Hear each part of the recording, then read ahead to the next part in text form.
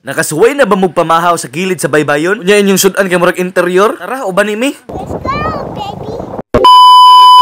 Kita matamang picture guys, guwapo kaya no. Sa nagmodel pa man gud mi adto sa pen shop. Pero focus na lamang mo sa among personal na naong ha. Kasi makaingon niya mo lahi lagi lang naong sa picture, lahi pod sa personal. Guwapo-guwapa ra man tagbalik ug nana poy mag-sponsor nato. O siya, magtatagalog na tayo kasi balik na tayo sa topic. Dito nga pala tayo sa may convenience store para makabili tayo ng ating pang breakfast. Napakaganda kasi ng panahon guys, kaya tara samahan nyo kami. Let's go, baby.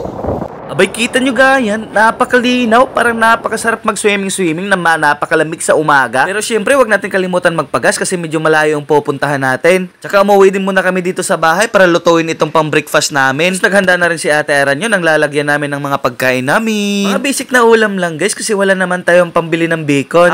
Hotdog lang. So ayan, naglagay na nga si Ate Aranyo ng kanin. 2 sandok lang, 4 pala. Ay, 5 pala, sorry. Tapos naglagay na rin siya ng mga hotdog. Ayan yung ulam namin. O, tapos nagrito na rin kami ng tuyong pusit. Pakakatilawan nino, rich kid manggod ka. Ayan lang yung mga dadalhin namin guys. Napakasimple lang, di ba? Tapos ayan na nga, binalot na nga ni Ate Aranyo. Isang ikubag lang para wala nang masyadong marami pang bibit-bitin. Tapos nagdala na rin kami ng puto, pero optional lang yan. Tsaka, optional?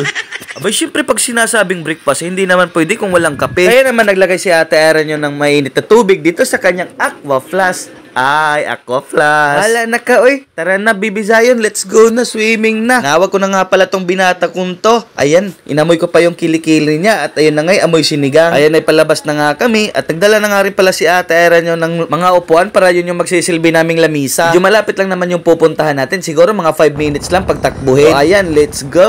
Rides lang. So, maya-maya ay nandito na nga kami. Maganda kasi dito, guys, kasi medyo pino din yung buhangin niya. Tapos hindi siya biglang lalim, kaya hindi delikado sa bata. Ayan siya guys, so ikaw na bahala kung gusto mo mag-cottage o gusto mong hindi lang. Ito nga sana kami banda kasi nga may gulong, maganda mag-picture-picture ka. So naisip-isip namin, parang delikado kasi sa bata kasi mabato. Baka kasi mag-slide ba? Eh wala nang replay ang buhay. Nako, so ayan, lumipat na lang kami at gusto na lang namin dito sa ilalim ng puno ng talisay. Inayawan pa yan, ayan, pinaligo na nga namin itong batan to. O diba guys, napakaganda. Kahit hayaan mo lang yung bata dyan, ayos lang kasi kitang-kita mo naman, medyo mababaw lang. Tapos kami naman nag-prepare na kami ng aming breakfast. Ayan si Mother Earth, si Ate Aranyo, talaga namang napaka-wife material. O, diba yung 2 upuan, ginawa naming misa. Di ayos na. Tapos dito kami sa may puno, uupo. O, diba? Chill na chill lang tayo dyan, mga par. O, diba? Ayan, nakailang udi ba na ako, ha? So, ito yung ulam namin. Ayun, kain po tayo. At ayan na nga, ay, napakalambot naman pala nitong pusit na ito. Talagang natatanggal itong aking pinastahan ng ngipin. Kain po tayo. Sa mga hindi pa nagbe-breakfast dyan, talaga namang napaka-presko dito guys mag-breakfast. Kaya kayo dyan sa mga nakakapanood nito, mag-ano din naman kayo minsan-minsan. Mag-chill din kayo. Wag nyong hayaang manalo yung problema kasi sa ating mga happiness. Deserve din natin na kahit wala tayong pera, deserve din natin magpahinga kaunti. At ang pagkain ni Ate Aranyo, gusto patang gayahin yung kudos. Gawa ng sarili ng sauce. Ala kudos daw kung tinatawag. Sa mga gusto nga pala magtanong kung saan to banda tong nililiguan namin, dito lang po yan sa may Punta Bilar guys, sa may gilid lang ng kalsada. Masisilip mo lang siya kasi nandun siya sa may ilalim. Try nyo dito, maganda rin. Tapos napakalilim pa kasi may mga puno ng talisay. O siya, balik tayo sa ginagawa namin. Tamang breakfast lang. Ayan, diba? Ito nga pala yung music video namin ng 3 billion. Kung napanood nyo yun, charot. Music video. Kailan kaya yun? Diba? Masaya na kami sa mga ganitong ano lang guys. Napakasimple lang. Tamang chill-chill lang. Tapos kwento-kwentuhan. Gano'n, nagkikwentuhan kami kung ano mga plano sa buhay. Kung matutuloy pa ba.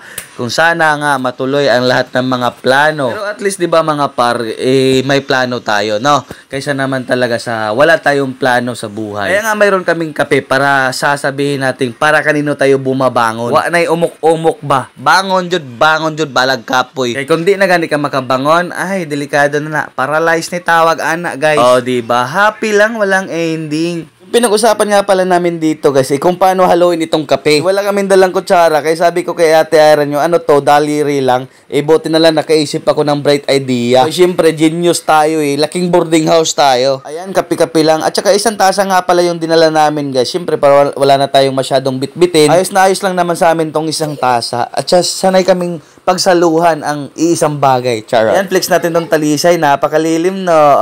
Ayun. Ayun, ikot natin dyan.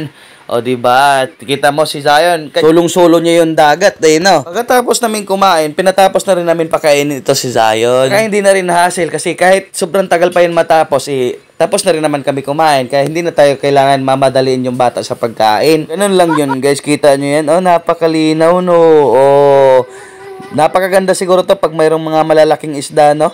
Ayan, char, pa-holding-holdingan sana all sa mga walang jowa dyan. Ayan, tingnan nyo to para naman makapag-isip kayo na, ay, napakasarap palang magjowa.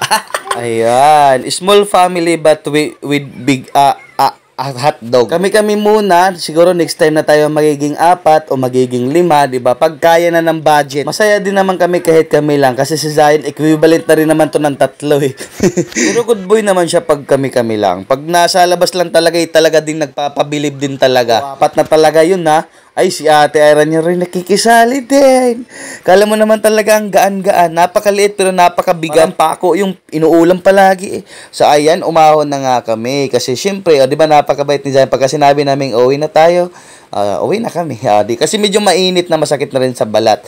Ayan, naglibit-ligpit na nga rin si Ate Ira ng mga dala namin. Kakaunti lang, di ba? O, di ba, Lisasel? Ganun lang yun. Thank you for watching. Bye. Love you. Mwah.